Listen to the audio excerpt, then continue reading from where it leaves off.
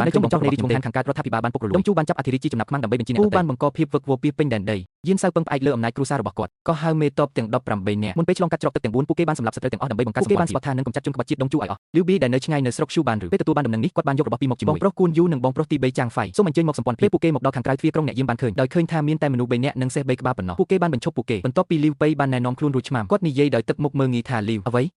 លោកនិយាយអ្វីខ្ញុំមិនដែលឮពីរឿងនោះទេឧត្តមសេនីយ៍យានកងទ័ពបានអញ្ជើញអ្នក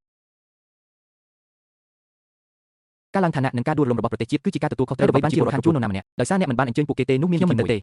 លីវប៉ៃប្រហែលជាមានចិត្តទូលាយគ្រប់គ្រាន់ដើម្បីអត់អន់ចំពោះគាត់បានចុះមកប៉ុន្តែចាងហ្វៃមិនបានចុះមកទេខ្ញុំតែងតែអត់អន់ចំពោះរឿងនេះប៉ុន្តែខ្ញុំត្រូវតែកំពុងគេបានកំចាត់មេបញ្ជាការយោធភូមិភាគពេលនោះឆាវឆាវក៏បានមកដល់ដែរសម្ព័ន្ធភាពបានបង្ហាញថាពួកគេចងចាំឪពុករបស់ពួកគេក្នុងអំឡុងពេលពិធីជប់លៀងខួបកំណើតរបស់វង្សសេចក្ដីក៏ដោយសារតែដាក់ឈ្មោះថាទៀបពេកមិនអាចត្រូវបានបដិសេធនៅខាងក្រៅមិនដែលស្រមៃថានរណាម្នាក់នឹងរងវាសនាដូចខ្ញុំនោះទេបន្ទាប់ពីបានជួបនិងណែនាំខ្លួនរួចឆាវឆាវគាត់បានប្រាប់មេបញ្ជាការយោធភូមិភាគអំពីជីវិតទស្សនវិជ្ជាអ្នកមិនដែលឮអំពីមនុស្សទាំង3នេះទេឈ្មោះទូឯកប្រុសនឹងឯងធ្លាប់ឮទេតើអ្នកធ្លាប់និយាយអំពីខ្ញុំទេឆាវឆាវឈ្មោះរបស់ឆាវឆាវល្បីល្បាញដូចគោលាន់មុនពេលខ្ញុំប្រកល់ងារជាដងខ្ញុំបាននៅជាមួយពួកគេដូច្នេះខ្ញុំជាមនុស្សគ្មានឈ្មោះ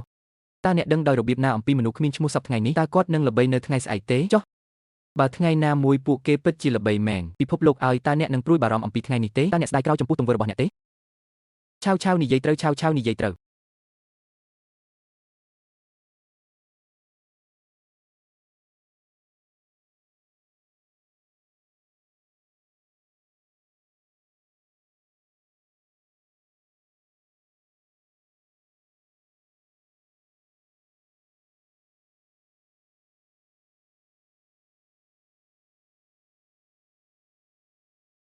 បន្ទាប់ពីនិយាយដូច្នេះរួចឆាវឆាវបាននាំលីវប៉ៃនិង3នាក់របស់យ៉ាងបានចូលរួមជាមួយសម្ព័ន្ធភាពនៅក្នុងសាលធំឈ្មោះឲ្យគាត់ថាដងមានការស្វែងរកយ៉ាងខ្លាំងមានតែអ្នកដែលមានអត្តសញ្ញាណខុសគ្នាប៉ុណ្ណោះបងប្អូនប្រុសទាំង3ត្រូវបានគេមិនអើពើម្នាក់មេតបផ្សេងបាននិយាយជាមួយឆាវឆាវបន្ទាប់ពីភាពរីករាយដំបូងមនុស្សគ្រប់គ្នាបានត្រឡប់ទៅកន្លែងរៀងខ្លួននៅពេលនេះចាងហ្វៃបានក្រហមដោយកំហឹង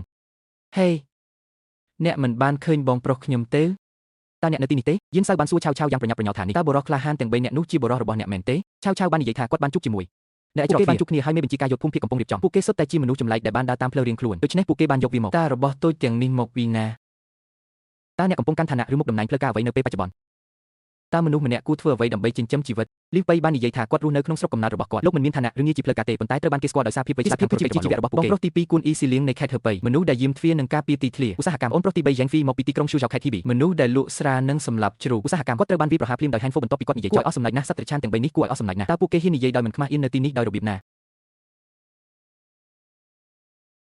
មានតែឆាវឆាវទេដែលគិតថាលីវប៉ៃមានចិត្តទូលាយមិនត្រជាក់ទេដែលបង្ហាញថាលីវប៉ៃស្ថិតនៅក្នុងទីធ្លានៅក្រោមការសម្លឹងមើលរបស់សាធារណជនវីរបុរសមកពីជននៅពីមុខគាត់នឹងដឹងអំពីការជួញដូរទេសកលគាត់បាននិយាយអំពីការសម្លាប់ជ្រូកដើម្បីយកស្រាដោយភាពប្រងើយកន្តើយបែបនេះបង្ហាញពីមហិច្ឆតាបែបណាដែលលីវប៉ៃមានឆ្ពោះទៅនៅពេលនេះយានសៅបានសួរលីវប៉ៃម្ដងតើអ្វីនាំអ្នកមកទីនេះយានបិនបានផ្សព្វផ្សាយសៀវភៅរបស់គាត់ទូទាំងប្រទេសខ្ញុំបដិសេធមិនដាក់ទោសចោលទេខ្ញុំមកទីនេះដើម្បីពួកគេមានល្បិចកលអូ